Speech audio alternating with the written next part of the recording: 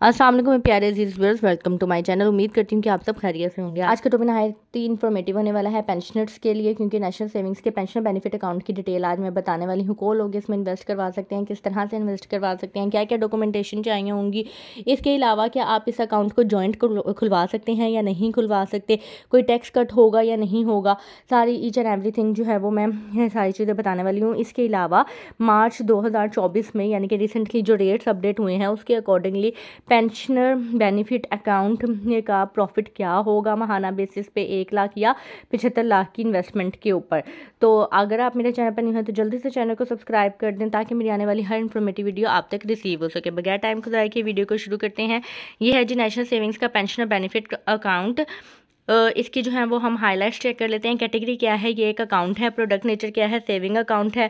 Beneficiaries क्या है, जैसे कि मैंने आपको बताया कि सिर्फ पेंशनर ही इस अकाउंट को ओपन करवा सकते हैं। मेच्योरिटी क्या है, 10 साल की मेच्योरिटी है, यानी कि ये एक नॉर्मल अकाउंट की तरह नहीं है कि आप इसमें इन आउट करते रहें या आप बहबूद सेविंग सर्टिफिकेट की तरह है ये, या आपको 10 साल के लिए जो है वो इसमें इन्वेस्ट करवाना होता है। आप उससे पहले भी निकलवा सकते हैं, उसका क्राइटेरिया मैं आपको आगे बता देती हूँ। प्रॉफिट पेमेंट क्या है, महाना बेसिस पे आपको प्रॉफिट मिलेगा और वो प्रॉफिट आपको अलग से सेविंग अकाउंट खुलवाने पर उसमें क्रेडिट होगा, ना कि ये इसी में ही क्रेडिट होता जाएगा। मोड ऑफ इन्वेस्टमेंट क्या है, चेक या कैश, दोनों के जरिए आप इसमें इन्वेस्टमेंट कर सकते हैं। इन्वेस्टमेंट लिमिट क्या है, कम से कम 10,000 से आपको इन्वेस्टमेंट शुरू करना होगी और इसकी जो मैक्सिमम लिमिट है वो है 75 लाख, यानी कि आप 75 लाख तक इसमें इन्वेस्ट कर सकते हैं। Who can invest in pensioners benefit account, कौन लोग इसमें इन्वेस्ट कर सकते हैं। इसमें सिर्फ और सिर्फ पेंशनर्स ही इन्वेस्ट कर सकते हैं। पेंशनर्स या फिर पेंशनर के फैमिली मेंबर के सिनेरियो में कि फॉर एग्जांपल अगर कोई पेंशन ले रहा था और उसकी वफ़ात हो गई और उसके बाद उसकी विडो को या उसकी सिंगल बेटी या विडो डॉटर को पेंशन ट्रांसफ़र हुई है तो वो फैमिली पेंशनर मेंबर कहलाते हैं। तो ये दोनों लोग जो है वो इन्वेस्ट करवा सकते हैं। इसमें एज की कोई रिस्ट्रिक्शंस नहीं होती, बस यही शर्त है कि आप पेंशनर होने चाहिए। पेंशनर्स इसमें इन्वेस्ट करवा सकते हैं। आगे है how to open pension benefit account in national saving. National savings में आप पेंशन बेनिफिट अकाउंट किस तरह से ओपन करवा सकते हैं।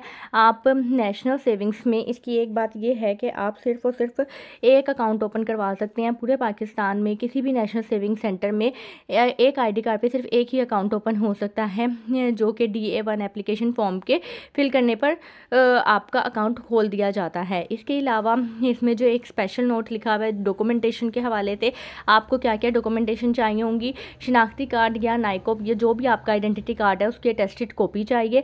आपका पेंशन प्रूफ चाहिए, यानी कि अगर आपने गोल्डन हैंडशेक लिया है, वॉलंटरी सेपरेशन लिया है, कोई पेंशन ले रहे हैं या रिटायर्ड हुए हैं, ग्रेजुटी या प्रोविडेंट फंड का कोई भी एविडेंस है आपके पास, तो आप उसको सोर्स ऑफ इनकम के तौर पे यूज़ कर सकते हैं। इसके अलावा हाउ टू डिपॉजिट और पे, आप किस तरह से इसमें डिपॉजिट करवा सकते हैं। जैसे कि मैंने आपको पहले भी बताया कि आप कैश के ज़रिए भी करवा सकते हैं और चेक के ज़रिए या ड्राफ्ट के ज़रिए भी करवा सकते हैं, या पेमेंट और किसी भी इंस्ट्रूमेंट के लिए नेगोशिएबल इंस्ट्रूमेंट के ज़रिए आप करवा सकते हैं। लेकिन अगर आपको, जैसा कि इसमें लिखा हुआ है, the pensioner benefit account shall be open immediately against the cash payment in national saving centre, यानी कि अगर आपने फौरी तौर पर अकाउंट ओपन करवाना है तो कैश पेमेंट के ज़रिए आप फौरी तौर पर अकाउंट ओपन करवा सकते हैं। लेकिन इन केस अगर आप पेमेंट और ड्राफ्ट या चेक वगैरह के ज़रिए अकाउंट ओपन करवाते हैं तो उसके लिए आपको चेक, ड्राफ्ट या पेमेंट ऑर्डर के क्लियर होने का वेट करना होगा। जब तक वो क्लियर नहीं हो जाएगा तब तक आपका अकाउंट ओपन नहीं होगा। नेक्स्ट देख लेते हैं कि इन्वेस्टमेंट लिमिट क्या है। इन्वेस्टमेंट लिमिट है कम से कम आप 10,000 से इन्वेस्टमेंट शुरू कर सकते हैं और मैक्सिमम 75 लाख तक कर सकते हैं। In the pensioner benefit account investor can invest only 9 subsequent deposits in the pensioner benefit account. जैसे कि मैंने आपको कहा कि ये एक नॉर्मल अकाउंट की तरह नहीं है, ये बहबूद सेविंग सर्टिफिकेट की तरह है। इसमें आप 9 डिपॉजिट से ज़्यादा नहीं करवा सकते, यानी कि आप 9 दफ़ा इसमें, जैसे फॉर एग्जांपल अगर आपने इन्वेस्ट करवाया 1 लाख रुपए इन्वेस्ट करवाए हैं, फिर उसके बाद आपने सोचा कि 10 लाख और इन्वेस्ट करवा दूँ, फिर उसके बाद 5 लाख और, यानी कि अगर आप इन्वेस्ट करवा रहे हैं तो आप मैक्सिमम जो है वो इसमें 9 डिपॉजिट्स करवा सकते हैं, 9 से ज़्यादा नहीं करवा सकते। ठीक है। Please all investors note that the following are not allowed under any circumstances. अब इसमें कुछ कंडीशंस हैं। मोर देन 9 डिपॉजिट्स, अगर हम 9 से ज़्यादा डिपॉजिट्स करवाते हैं उसके ऊपर भी रिस्ट्रिक्शंस है। क्या रिस्ट्रिक्शंस है वो मैं आपको बता देती हूँ। इसके अलावा अगर आप लिमिट एक्सीड करते हैं, यानी कि 75 लाख इसकी मैक्सिमम लिमिट है, वो एक्सीड करते हैं, उस सिनेरियो में क्या होगा, more than 1 account cross Pakistan at a time. अगर आपने पाकिस्तान में नेशनल सेविंग सेंटर में एक से ज़्यादा पेंशन बेनिफिट अकाउंट ओपन करवाया, यानी कि फॉर एग्जाम्पल एक शहर में एक अकाउंट ओपन करवा रही है, दूसरे शहर में दूसरा, अच्छा इन तीनों केसेस के वैल्यूएशन में आप के साथ क्या ट्रीट किया जाएगा, उन्होंने लिखा हुआ है please note that in case of the valuation of any of the above conditions the pension benefit account shall be treated as irregular with zero profit, यानी कि आपको कोई प्रॉफिट नहीं मिलेगा और वो ज़ीरो प्रॉफिट के अकॉर्डिंगली ट्रीट किया जाएगा। इसके अलावा अगर आप पहले से ही कोई प्रॉफिट ले चुके हुए हैं तो वो भी रिकवर किया जाएगा। तो इन तीनों कंडीशंस का आपने ख्याल रखना है। नेक्स्ट है जी इनकैशमेंट और विड्रॉल ऑफ डिपॉजिट्स, कि आप किस तरह से इसकी इनकैशमेंट करवा सकते हैं। जैसे कि मैंने आपको बताया कि ये 10 साल की इन्वेस्टमेंट है। 10 साल की इन्वेस्टमेंट में अगर आप इसमें जो मेन है वो ये है कि if the investor wants to withdrawn their money before completion of 1 or 2 or 3 and 4 years from the date of deposit, then 1% and 0.75%, 0.5%, 0.25 respectively principal amount will be deducted। अच्छा जी, इसमें क्या होगा कि अगर आप अपने पहले, दूसरे, तीसरे या चौथे साल के कंप्लीट होने से पहले अपने पैसे निकलवा लेते हैं तो उस सिनेरियो में आपको कितने चार्जेस हिट होंगे। अगर आप पहले साल कंप्लीट होने से पहले निकलवाते हैं तो 1 लाख के ऊपर आपको 1000 रुपये कट होंगे, यानी कि 1% है ना। फॉर एग्जांपल अगर आपने 1 लाख की इन्वेस्टमेंट की हुई है तो 1 लाख के ऊपर आपको 1000 रुपये कम होंगे, ये चार्जेस लगेंगे।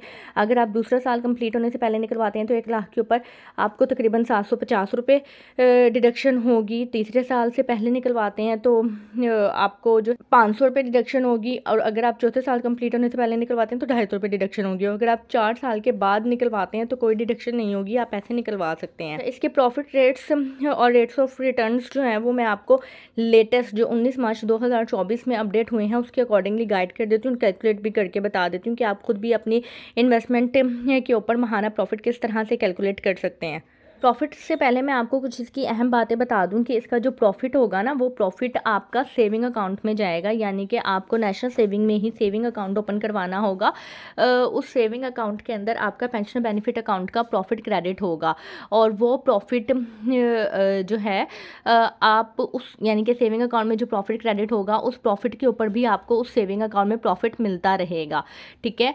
इसके अलावा पेंशनर बेनिफिट अकाउंट का जो अहम फीचर ये है कि इसमें ना ज़कात कट होती है और ना ही इसमें जो है वो इसके प्रॉफिट के ऊपर विद होल्डिंग टैक्स कट होगा।